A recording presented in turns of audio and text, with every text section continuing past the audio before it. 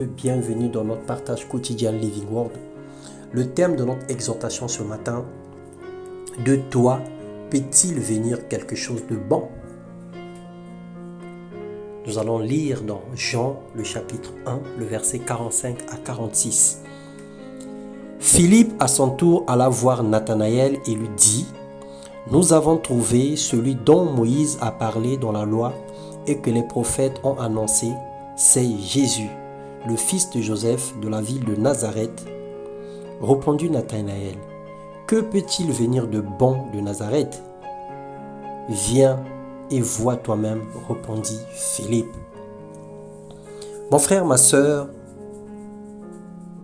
de là où tu es, de là où tu es né, de ton quartier, de ta ville natale, de ton pays, de certains endroits de ta vie, à l'école primaire, au collège, au lycée, à l'université certainement, des personnes qui t'ont connu dans le passé ont du mal à reconnaître ton présent et certains ont même du mal à imaginer ton futur parce que l'homme considère à ce qui frappe à l'œil, mais Dieu regarde au cœur.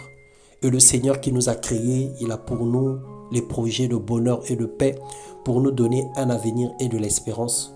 Lorsque les hommes s'étonneront de notre avenir radieux, mais le Seigneur, il connaît le potentiel qu'il a déposé en tout un chacun et il sait là où il est en train de nous emmener. C'était un encouragement.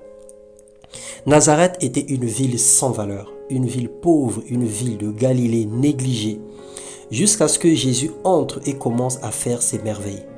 Jésus a guéri les malades, il a ressuscité les morts, il a transformé les vies. Il a fait plein de choses dans ses contrées et dans ses alentours. Mais malgré tout, les habitants et les proches n'y croyaient pas à l'expansion de Nazareth. Pour les habitants de Nazareth et pour les personnes qui vivaient tout autour de Nazareth, rien de bon ne pouvait y arriver parce que c'était une ville, on va dire, une ville morte, une ville là où il n'y avait rien de bon. Aujourd'hui, tu es Nazareth. Tu es Nazareth spirituel. Au départ, ta vie était vide et informe. Mais lorsque Jésus l'a traversé, lorsqu'il est rentré dans ta vie, il a changé ta situation. Il t'a guéri et il bouleverse l'histoire de ta vie. L'Éternel seul est celui qui élève et celui qui abaisse. Il est celui seul qui dépouille et qui enrichit. De la poussière, il retire le pauvre, du fumier, il relève l'indigent et il fait asseoir avec les grands, il leur donne en partage un trône de gloire, nous dit la parole de Dieu dans 1 Samuel, le chapitre 2, les versets 7 à 8. Le Seigneur t'élève et te repositionne ce jour. Sa grâce te localise et te performe. Arrête de te déconsidérer, arrête de penser que tu es inutile parce que tu as de la valeur et du prix aux yeux de l'Éternel. Tu es inestimable, plus précieux que l'or. Tu es l'argile entre ses mains et c'est lui qui décide de te donner la forme qui lui plaît.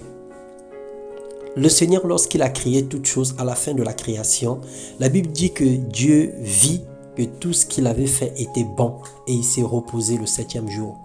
Tu es l'œuvre de Christ, tu es l'œuvre de la création. Ce que le Seigneur a fait dans ta vie, le Seigneur l'a jugé comme étant bon. La grâce de Dieu sur ta vie n'a rien de comparable avec ton aspect physique d'aujourd'hui. Ça n'a rien de comparable avec les situations que tu rencontres et que tu traverses maintenant. Mais la grâce de Dieu dans ta vie, c'est l'image de ce que le Seigneur a décidé pour toi dans son conseil royal dans le ciel. Le Seigneur n'est pas injuste pour faire en sorte que d'autres personnes soient noires, d'autres soient blancs, d'autres personnes soient infirmes et d'autres non, que d'autres personnes soient aveugles et d'autres non. Le Seigneur n'est pas injuste pour que ces choses puissent exister sur la terre. Parce que la valeur humaine, la valeur de l'être humain, c'est le prix de son âme et de son esprit.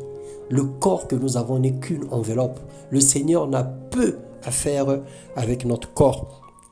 Notre enveloppe nous sert simplement à accomplir les destinées de l'Éternel dans nos vies. Et le Seigneur prend plus plaisir à la qualité de notre âme, à la pureté de notre esprit, qu'à l'aspect physique de la chair. Quand bien même cela peut avoir de l'importance à nos yeux, alors le Seigneur n'est pas injuste. Toutes nos âmes ont la même couleur devant Dieu. Tous nos esprits ont la même forme devant Dieu, ont la même beauté.